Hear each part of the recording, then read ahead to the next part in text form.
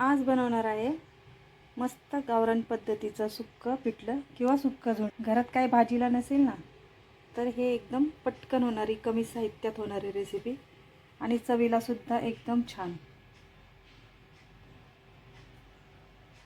सुक्कं पिठलं बनवण्यासाठी किंवा सुक्का झुणका बनवण्यासाठी कढईमध्ये ते घेतले तेल तापले, यामध्ये टाकायचे मोहरी छान तडतडू द्यायची। त्यानंतर टाकायचं जिरं, कढीपत्ता, इथे एक मोठा कांदा चिरून घेतलाय तो टाकायचा आहे।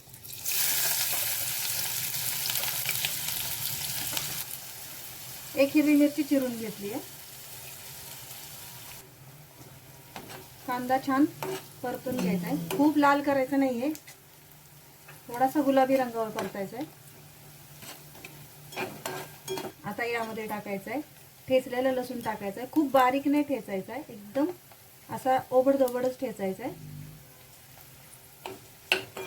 छान परतून घ्यायचं आहे।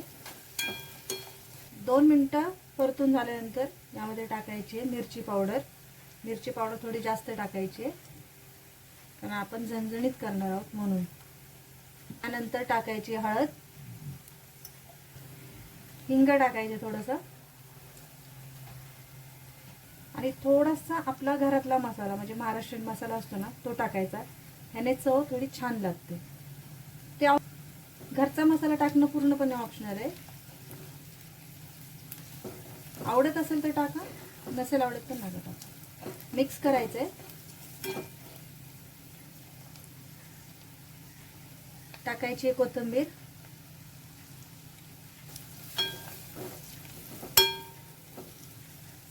आता यामध्ये टाकायचं बेसन। 1 वाटी बेसन टाकले मी, पूर्ण एकदम नाही टाकायचंय, थोडं थोडं टाकायचंय। त्याला मिक्स करायचं, त्याच्यानंतर अजून थोडंसं टाकले, त्याला मिक्स करून घेऊया छान।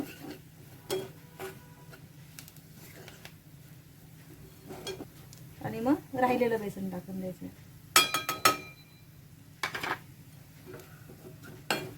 त्यालाही छान मिक्स करूया।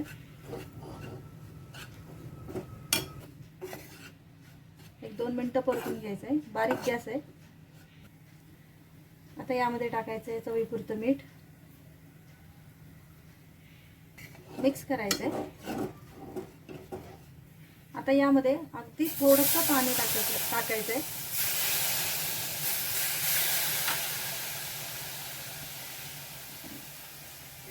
मिक्स करायचं याला छान।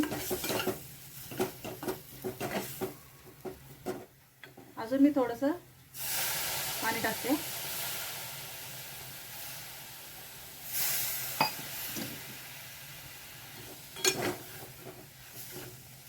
पाणी टाकल्यानंतर एकच मिनिट असं परतून घ्यायचं। आता यामध्ये टाकायचंय वरून 2-3 चमचे तेल,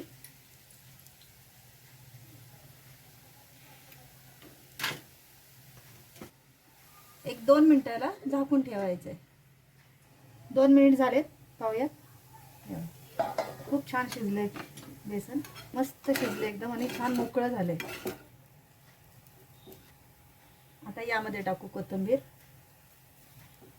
तयार झालं आपलं सुक्कं पिठलं किंवा सुक्का झुणका।